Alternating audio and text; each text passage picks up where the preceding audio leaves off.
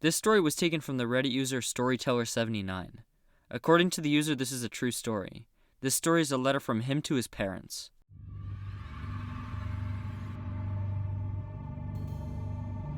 Mom, Dad, I'm sorry it's taking me this long to write to you. I know it feels like I've been avoiding you, and I guess I have been. I know you have a lot of questions for me about why Jess and I broke up so soon after she had met you. I feel like I owe you an explanation for several reasons, and given what's going on, now's the best time to give it. I don't know what you've imagined, but I promise you, the truth is, it's worse. I'm going to start from the beginning so you get the whole picture. It all sounds crazy, I know it does, but I promise it's the truth. Right from the beginning, I knew Jess was different. She was beautiful, yes, but it was more than that. When I talked, she listened. She was interested in what I had to say and learning more about me, and in sharing more about her, at least to an extent. And she seemed like she was genuinely and honestly a truly good person. I could see it from the start. Why she was interested in me, I don't know. I never thought of myself as anything other than average. I had, and still have for now, a decent job. I have a normal amount of friends, but Jess, she said she saw something in me. We met through mutual friends, and she said she saw it right away. And right from the beginning, we just clicked. Instant chemistry. We spent all of our time together. And when we weren't together because of work or something else, we were texting each other. I met her friends, and she met mine. We'd been going out for a few months when we started talking about meeting each other's parents. You guys were easy since you live right here in town, and I thought we all had a great night introducing her and listening to embarrassing stories about my childhood. She told me afterwards how much she enjoyed it and how much she wanted me to meet her parents.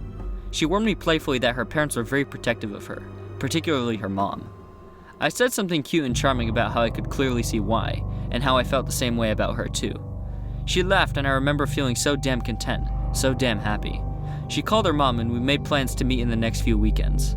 When she hung up, I thought to myself that nothing could spoil this. Nothing in the world. We drove up to see her parents that weekend. A surprise / not a surprise since we had talked about coming up in the next few weeks anyway. They lived a few hours away. I'm the house Jess grew up in, which gave me just enough time to really start to get nervous. Jess just smiled and told me not to worry, that she loved me and she knew her parents would too. Though she threw in a few teasing remarks at my expense about things like at least pretending to like mom's cooking, or she might come after you with her wooden spoon to try to make me laugh.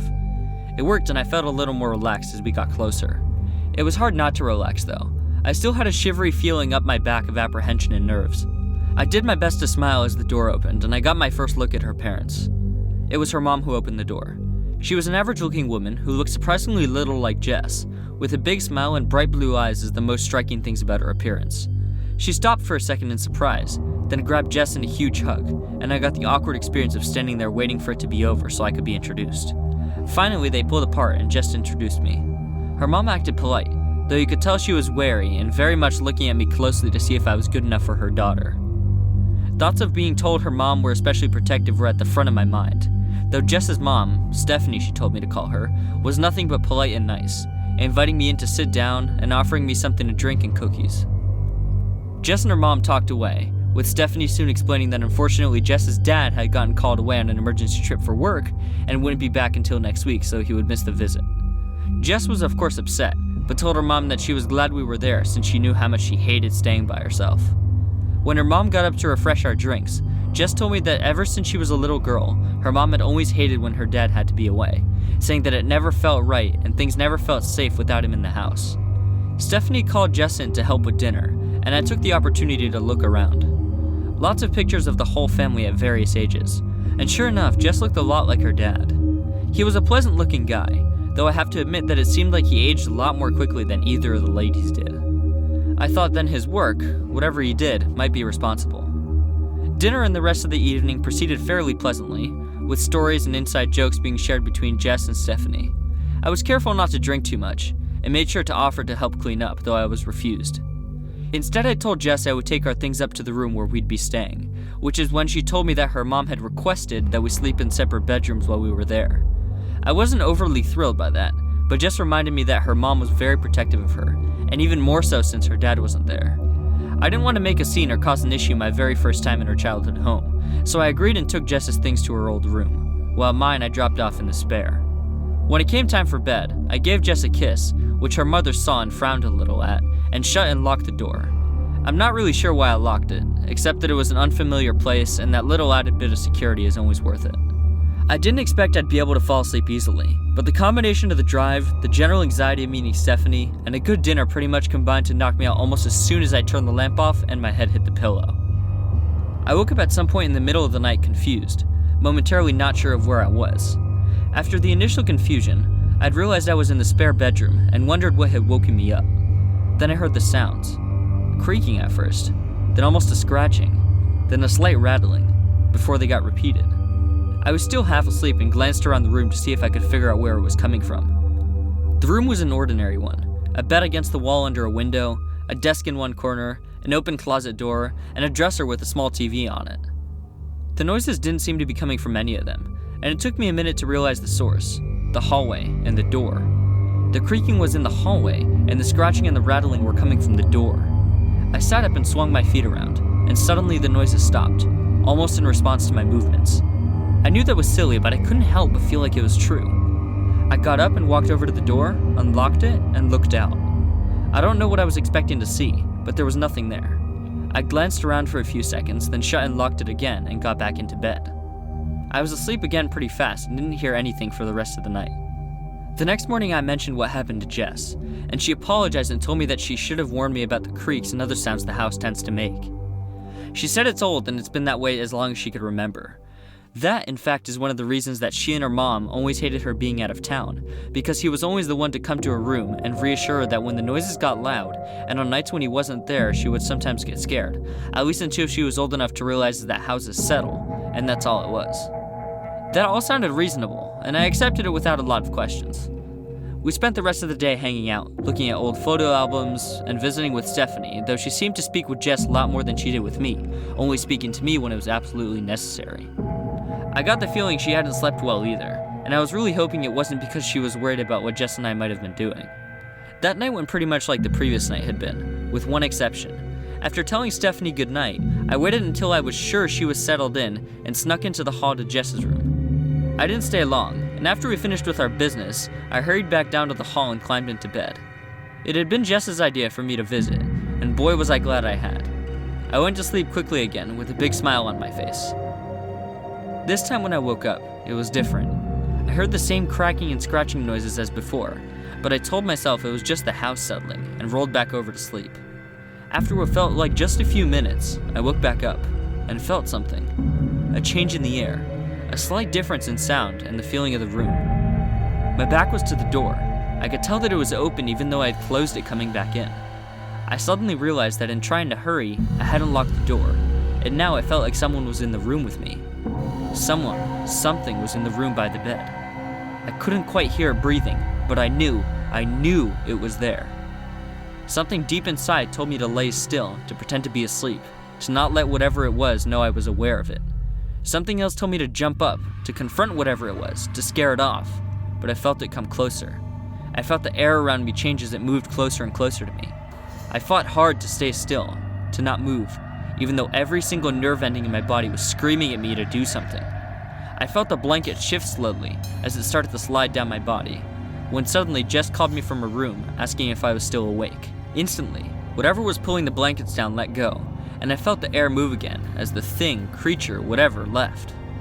It was so quick, so sudden that I stayed frozen for a minute before my brain and body caught up to each other, and I leaped out of the bed, slamming the door shut and locking it. I slid down to the floor, and I sat there for a few minutes before I shakily stood and made my way back over to the bed.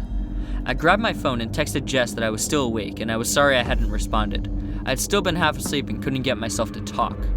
She didn't answer, so I figured she'd gone back to bed. I didn't sleep. I couldn't. My mind wouldn't let me. I kept replaying those few moments over and over, trying to make sense of them not coming close, and then the sound started again. I was awake the rest of the night, even though the sound stopped after 30 or 45 more minutes. As soon as I heard Jess moving, I ran to her room and told her everything that happened. She listened, but I could tell she didn't believe me. She told me again that the house always made those sounds, and that it sounded like I had let them work their way into my subconsciousness, and I dreamed everything that happened. She told me that she was sorry for my sleep getting interrupted, but that nothing happened. I was fine. I'd been half asleep and had imagined something being in the room with me, that was all. I tried to convince her that we needed to leave that same day, but she told me no.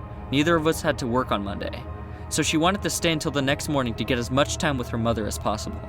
I tried to argue, but I realized it was hopeless. I resigned myself to one more night. The entire day passed in a haze. I jerked at every sound, jumped every time I thought I saw something in my peripheral vision. Stephanie talked even less to me, though I couldn't blame her. I'm sure I was miserable company. Even Jess was annoyed, and she seemed happier than usual to be going to bed. She even warned me off visiting, since she was going to quote-unquote go straight to bed and get some good rest before a trip back to town the next day. I decided I was going to figure out what was happening once and for all. I locked the door and shut off the lights like normal, but sat on the bed and waited. At first, nothing. The house was still and quiet. I almost started to wonder if Jess was right, and maybe I had imagined everything when I heard it. I heard the cracking floorboards, and then a moment later the scratching at the door, followed by the rattling sound that I had now realized was the thing trying to open the door. I waited to see if it would continue, and when it did, I decided it was now or never. I stood up, and the sound stopped. I waited dead still, knowing my only chance of finding out what was going on was convincing this thing that I had gone back to sleep. Soon enough, the sound started again. This time I moved as slowly, as quietly as I could, listening to the scratching and rattling get louder as I got closer to the door. When I was just on the other side, I stopped, gathered myself, and put my hand on the doorknob. I had intended to go slowly still, but something in that moment told me it was now or never. I had my phone in my other hand, with the flashlight turned on and ready, so I turned the lock and threw open the door, stepping out into the hallway and shining the light everywhere, stopping when I saw it. When I saw her. Stephanie, Jess's mom, Stephanie on all fours, back twisted and arched at an odd angle, arms and legs stretched and bent, neck twisted as far sideways as it could go, and the face. God, the face. Those blue eyes, the way they looked at me, the way the mouth stretched into an impossible grin, the madness, no, the savagery, the sheer animal insanity radiating from her, from it. And then it moved towards me. Only a few steps away and it moved towards me. I thought of the night before, and of that thing in my room pulling the blankets down, and I lost it. I broke down completely. I don't remember everything that happened after that. I have glimpses, visions of the thing that was and is Stephanie lurking towards me, of it on top of me, teeth at my neck, of me throwing it off and running, desperately, of somehow my keys in my hand, stumbling through the house while that thing followed me, crawling so fast, too fast, scuttling along after me, and those eyes, those damn eyes, flashes of it making to my car, and watching in the rearview mirror as it, chased after me until I was able to pick up speed, glimpses of a fevered drive home, collapsing instead in the ER of a hospital when I noticed blood where the teeth had bit into me. I didn't go back for my things. Jess brought me most of them and dumped them unceremoniously in front of the door to my apartment. I don't think I can blame her. I never told her what happened. I thought there was no way she would believe me. I wish I'd said something. That was a couple of months ago. I just got told by one of Jess's friends that her dad passed away.